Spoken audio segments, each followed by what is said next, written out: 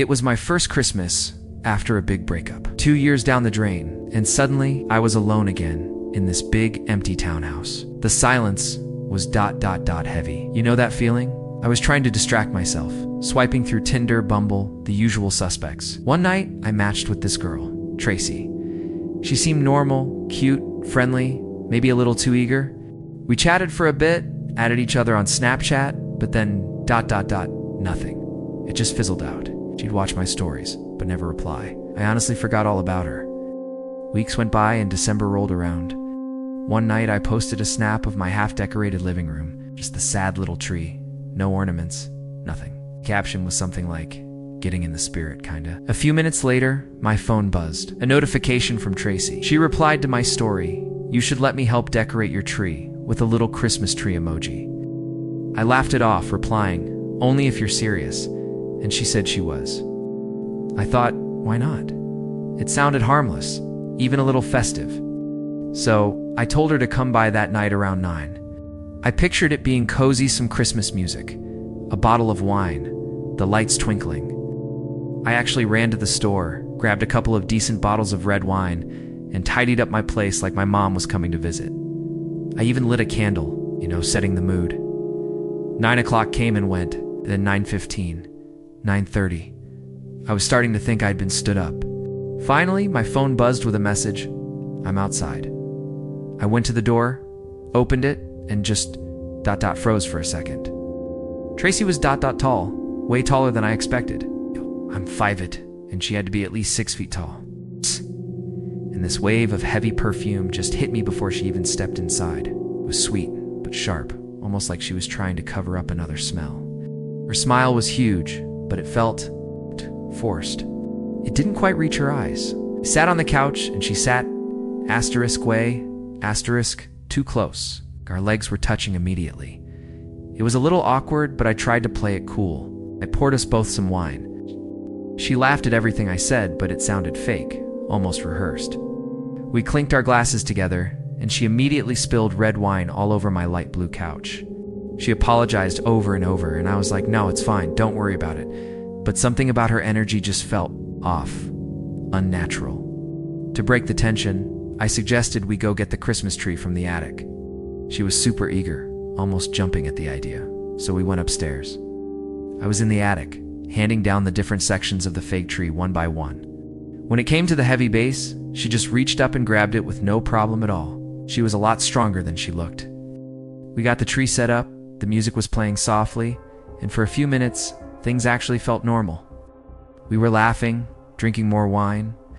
I started to relax, thinking maybe I'd just been overthinking things. Told her I'd go into the crawl space to grab the boxes of ornaments. As I was rooting around in there, I started to feel weird, lightheaded. My vision was getting a little blurry, and my stomach was churning. I hadn't had that much wine. I knew something wasn't right. I managed to lug one of the heavy ornament boxes back into the living room, and it was empty. Tracy was gone. There was no sound, just that faint, sweet smell of her perfume hanging in the air. I called her name. Nothing. I checked the bathroom, both bedrooms empty. The front door was closed, still locked from the inside. I grabbed my phone to message her on Snapchat, but my message was still unread, and then my head just felt heavier and heavier. Everything started to fade to black. When I opened my eyes, the room was pitch dark. The TV was off, the lights were off, and it was dead silent. My body felt like lead. I couldn't move my arms or legs properly. And then I heard a soft movement nearby, like the sound of fabric brushing against itself. I fumbled for my phone, my fingers barely working. As the screen lit up my face, I saw it, a tall silhouette, standing right in front of me. Perfectly still, just watching me. My heart was hammering against my ribs, but my body just wouldn't respond. I managed to whisper, "Tracy." No answer, just the sound of someone else breathing in the dark. I slowly, shakily turned on my phone's flashlight and aimed it up. And there she was. Tracy. Her eyes were wide, unblinking, just staring down at me like she was waiting for something. Her face looked different. Pale, blank. She didn't say a word. Then, without any warning, she sprinted toward the stairs. It was so fast, and the sound of her heavy footsteps just echoed through the entire house. A door slammed downstairs, and then silence. She was gone. When I could finally move again, my limbs tingling, I grabbed my phone. Her Snapchat? Gone. The account was either deleted or she'd blocked me. I frantically checked every room, thinking she must have stolen something. But my laptop was there, my wallet, my TV. Nothing seemed out of place. At first, then I realized all of my prescription bottles were missing. From my medicine cabinet, my nightstand, everything. Vitamins, Adderall from college, even an old bottle of painkillers from a surgery years ago. All gone, and a bottle of vodka from my mini fridge was missing too, but nothing else. The police came, they took a report, but with no real last name, no phone number. It wasn't much they could do. The name she'd given me, Tracy Gibson, was a dead end. Later, I pieced it together. She must have drugged my wine while I was in the attic, waited for me to pass out, and then ransacked my place for anything she could use or sell. Maybe she was an addict. Maybe she was desperate. Maybe her name wasn't even Tracy. But the image that haunts me, it's the one that replays in my head every single time I see a Christmas tree, is her silhouette, standing perfectly still in the dark, watching me, waiting. Just before she ran, that year. Thanks for listening to my story. If you have a creepy story of your own, I'd love to hear it in the comments. And if you want to hear more stories like this happened on Christmas Eve, 1997. I was 7 years old. My little sister Sarah was 4. That night still plays out in my head like a movie I never asked to see. We didn't celebrate Christmas, we read Jewish, so Christmas Eve was supposed to be just another quiet night. Our dad was a doctor, always on call during the holidays, so he wasn't home. That left us with our mom. The thing is, my mom was an alcoholic back then. I didn't fully understand what that meant at the time. I just knew that every night around sunset, she'd be asleep on the couch with an empty glass beside her. You couldn't wake her up no matter what you did. So, when I say my sister and I were alone that night, we really were. It was around 9 p.m. We were downstairs watching cartoons when we heard knocking at the front door. It wasn't a normal kind of knock. This was slow, steady, confident. I remember walking toward the door, standing on my tiptoes to look through the frosted glass panes set into the wood. I could see a silhouette. A man. He was dressed as Santa Claus. Red suit, fake white beard, gloves, the whole 9 yards. He saw my small shape through the glass and waved. Then his voice came through, muffled but clear. "Hey there, kiddo. Santa's here. Let me in, I got presents for you." At first, I actually laughed. Even as a 7-year-old, I knew Santa wasn't real, at least not for us. So I told him Santa doesn't come here. We're Jewish. Through the glass, I swear his smile twitched when I said that. Then he replied, his voice still cheerful, "Oh, I know. That's why I came especially for you this year. Everyone deserves a present, right? Come on, open up." My stomach felt weird. Something about him didn't sit right, even with my limited understanding of the world. His voice was too calm, too practiced. I told him I couldn't open the door without my mom. He leaned closer to the glass, his face now a distorted red and white blur. His voice dropped. "She's probably sleeping, isn't she? Don't worry, I won't wake her. Just open up." A cold dread washed over me. I backed away from the door. My little sister was standing behind me, her eyes wide, whispering, "Who is it?" I didn't answer her. I just told her to grab the cordless phone from the kitchen and call 911. She was too young to really get it. But she did as I said. I heard her tiny voice talking to the operator. She didn't even know what to say, just that there was a man dressed like Santa trying to come in. The operator must have thought it was a prank call from a couple of kids. After a few seconds of trying to understand my sister, she said, "Sweetie, this number is for real emergencies," and hung up. We were on our own. A minute later, the knocking started again, harder this time. Thump, thump. His voice wasn't cheerful anymore. It was cold and demanding. "I know the cops aren't coming. You better let me in before you're in big trouble." My sister started crying. She ran upstairs to our mom on the couch, shaking her shoulder, begging her to wake up, but she didn't move. She was completely gone. I just stood there, frozen, staring at the front door, my heart pounding in my chest. Then an idea popped into my head, something only a terrified 7-year-old could think of. I ran to the drawer where we kept our Hanukkah supplies. I grabbed a handful of the thin, colorful candles, fumbled with a matchbook, and lit them all. A small bouquet of flames flickered in my hands. I held the burning candles directly under the smoke detector on the ceiling. In seconds, the shrill, deafening scream of the fire alarm filled the house. I thought it would automatically alert the fire department because that's what I'd seen in cartoons. Miraculously, it worked. Within minutes, the sound of sirens joined the alarm, and flashing red and white lights painted the walls of our living room. Firefighters. My sister came running down the stairs, crying from the noise. I told her it was okay, that they were here to help. But when I peeked through the window again, my relief turned to pure terror. Santa was still there, wasn't running away. He was standing near the curb, calmly waving the firefighters over to our house. I could hear him shouting over the alarm. "That's my house. My kids are inside." I dropped my keys in the snow and they can't unlock the door, please, break it open. To my absolute horror, one of the firefighters nodded and started moving toward our door with a crowbar. I started screaming, pounding on the glass. "He's not our dad. He's lying. Don't open the door." The firefighter hesitated. He looked at me through the glass, his expression confused. Said, "You're not his kids?"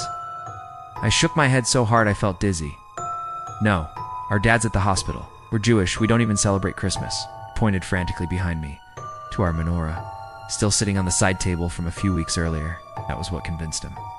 He saw the menorah, saw the absolute terror on my face, and signaled to his partner to stop.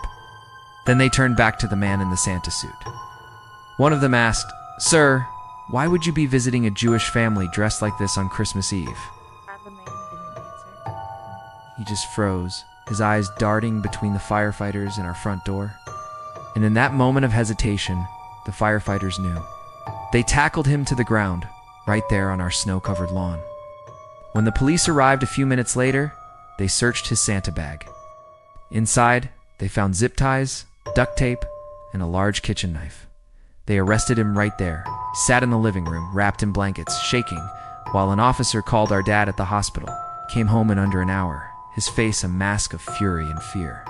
He yelled at my mom for being passed out, but mostly, he just hugged us. He held me and my sister so tight, and he didn't let go for a very long time.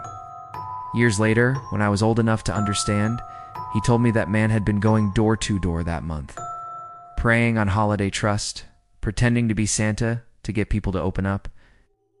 No one ever found out what he truly planned to do once he got inside.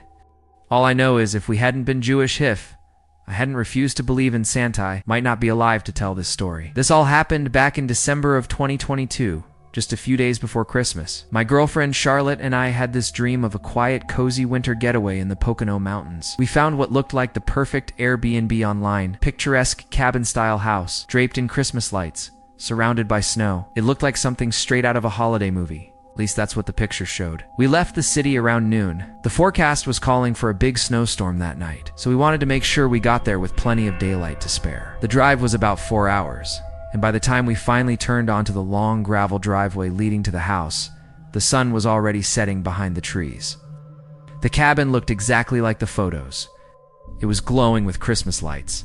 There was a giant snowman in the yard, even some reindeer decorations. It honestly felt almost too perfect, you know? We made a few trips back and forth, unloading our luggage and all the groceries we'd brought.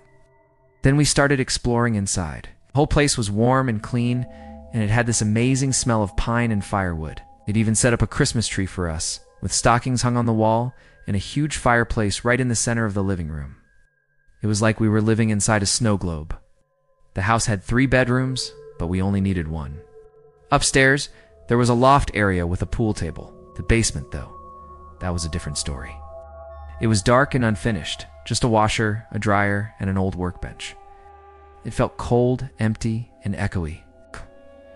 I still remember the sound my footsteps made down there, how they just bounced off the concrete walls.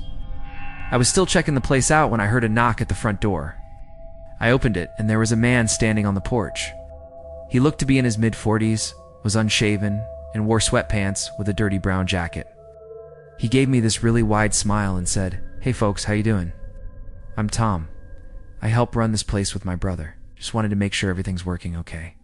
He seemed friendly enough. I just figured he was the coner or maybe the maintenance guy. I told him everything looked great. He said if we needed anything, he lived just up the road. Then he gave a little wave and walked off, disappearing into the falling snow. That night, the storm hit, and it hit hard. Thick flakes of snow were coming down, and the wind was just howling outside.